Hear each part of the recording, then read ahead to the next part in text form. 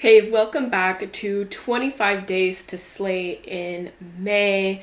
If you are struggling with self-sabotage and you want to up level in the month of May, stay tuned because this content is for you.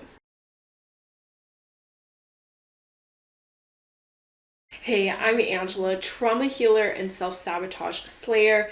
I help healers, soul-led coaches, and trauma coaches slay self-sabotage so they can embody freedom, live on their terms, and do business their way. And in this video for 25 days to slay, we are talking about slaying hesitation, how to overcome hesitation, why you hesitate, and all of those things. So we're going to dive into that. So if you really struggle with hesitating, you really struggle with fully trusting your decisions and that holds you back, I want you to stay here and stay with me so that you can overcome hesitation now. And since I have you here, make sure that you hit that subscribe button. Make sure you hit that like button. This helps me reach so many other healers and trauma coaches and soul-led coaches that might also be struggling with self-sabotage. So do me a favor and go ahead and hit that, and let's dive right into slaying hesitation. What I'm going to do is I'm going to tell you a little bit about why you might be hesitating, and then I'll give you 3 questions that will create breakthroughs around hesitation, and then of course 3 tips to help you slay hesitation. Okay, so why do you hesitate?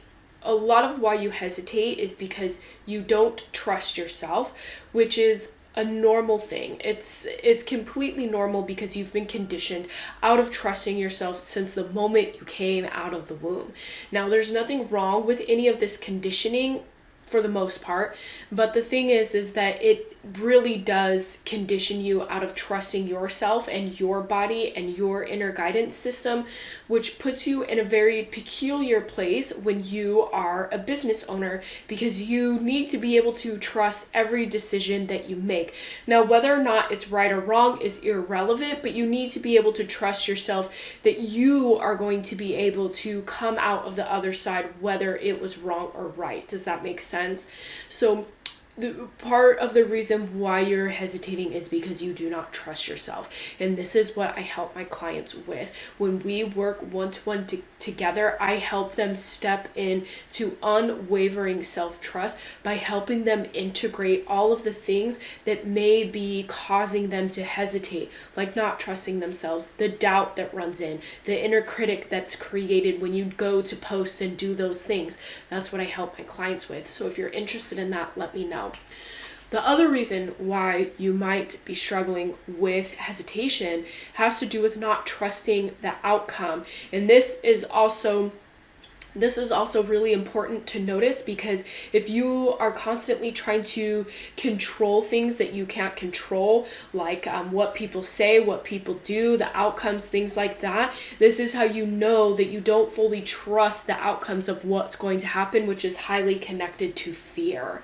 So you want to be aware of these things. This is how you get to dissect this stuff so that you can see what you're working with. Even though you're a healer and a trauma coach, you actually can see some of these things that you may not be seeing, and that's okay. That's why I'm here, helping you mirror that and see that back to you so you can have a clear reflection. So if you are constantly trying to control things, this might actually be a sign that you're also trying to control the outcome because you don't fully trust the outcome, which is connected to fear. And then not fully trusting yourself, well, there's a whole plethora of developmental trauma that has come along with that. Okay, and that is included with the conditioning of, being on a schedule and a sleep schedule and things like that. And I don't think that the sleep schedule and the eating schedule is necessarily bad per se, but again, like I said, it does stop you from listening to your own internal guidance system. So those are the 2 main reasons why you might be struggling with hesitation, which in then turns bring up doubt and all of those things. And if you struggle with doubt, go ahead and go to the description below, because I am hosting a 7 steps to slay doubt so that you can show up bigger, badder, and bolder online And this is a masterclass for healers, trauma coaches, and soul-led coaches who want to skyrocket their authenticity and confidence and attract soulmate clients. So make sure that you check that out. I may have to do a time change, but I will let you know as soon as I figure all of that out. I just realized that just within the last couple of hours. So just be aware of that. So there's that. So let's go into asking your questions of why you might be struggling with hesitation.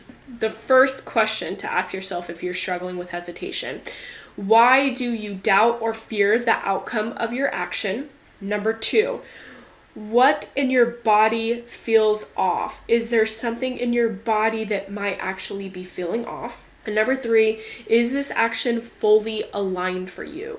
These will help you bring in so many ahas and breakthroughs around hesitation so that you know where to start looking and healing and connecting the dots and seeing where things are coming from.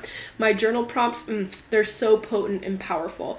All the time, I always get my clients reaching out to me and telling me how powerful my journal prompts are. Now let's go into the 3 tips to help you slay hesitation. The first tip to help you slay hesitation is to hold space for yourself in all of your emotions. I imagine that as a coach, you're already doing these things, but just in case you're not, sometimes we need a reminder. Sometimes it seems to be easier to do it for other people and not for ourselves. But if you're not holding space for yourself and all of your emotions, you're actually hurting your clients because you want to make sure that your nervous system is just as regulated as you want your clients to be.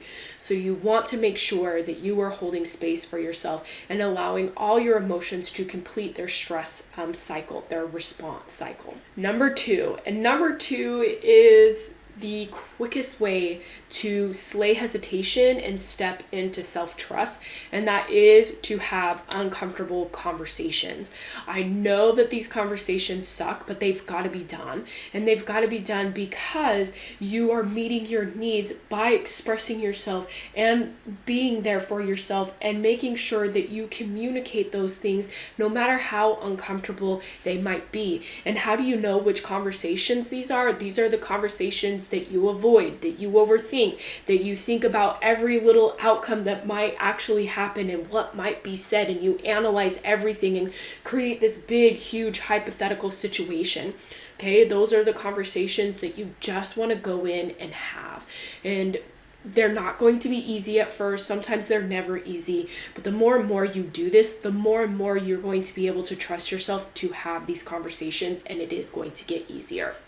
And number 3 is to take scary, aligned AF action. This means the action that you've been putting off, the action that you know that will change your life, but you're hesitating to do it, right?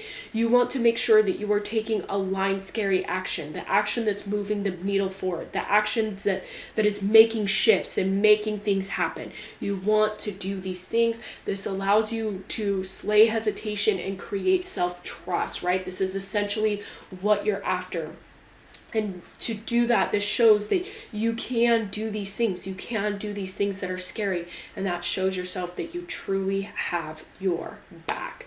So this is how you slay hesitation and come into unwavering self-trust. If you're struggling with hesitation, I'm sure you're struggling with doubt as well. So make sure that you check out that masterclass that is down below in the description.